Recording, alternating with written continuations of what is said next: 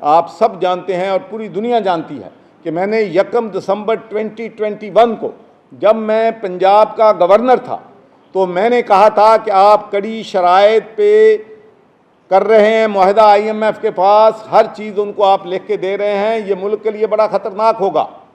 उस वक्त मेरी गवर्नरी जा सकती थी, और यहाँ पर आपको पता है कि किस तरीके से मुझे क्रिटिसाइज़ किया कि मैं हुकूमत में रहते हुए हुकूमत को तनकीद कर, भाई पहले मुआहदा कर दो, फिर तोड़ दो, फिर मुआहदा कर दो, फिर तोड़ दो, कौन यकीन करेगा आपका दुनिया में।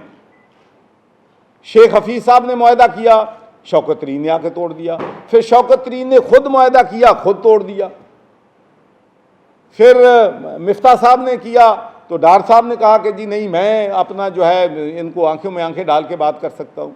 वो भाई अखा च अखा डाल के गल नहीं, ये अपने मामला इस मुसीबत चो डिप्लोमेसी इख्तियार करो। मुझे इस बात पे फ़ख्र है कि मैंने सिंगल हैंडेड पाकिस्तान के लिए 2013 में GSP+ लेके आया था। 200 से ज़्यादा मेंबर ऑफ़ यूरोपियन पार्लियामेंट को मैं मिला था, लॉबी किया था, और पाकिस्तान को GSP+ मिला, जिसकी वजह से पाकिस्तान को माशाल्लाह $20 बिलियन का फ़ायदा हुआ है। आज भी वहाँ पर मेरे लोग जो हैं या हमारे दोस्त जो हैं MEP, वो लॉबी कर रहे हैं कि पाकिस्तान को अगले साल के लिए भी 10 साल के लिए भी हमें ये जो है GSP+ मिले। तो मैं समझता हूँ कि हमें अपने अपने गिरेबान में झांकना चाहिए और सोचना चाहिए कि इस मुल्क के लिए क्या किया है। मैं किसी भी पार्टी के साथ डिबेट पे जाने के लिए तैयार हूँ, आए मेरे साथ डिबेट करें, मैं बताता हूँ कि मैंने पाकिस्तान के लिए क्या किया है पिछले 30 सालों में, 25 सालों में।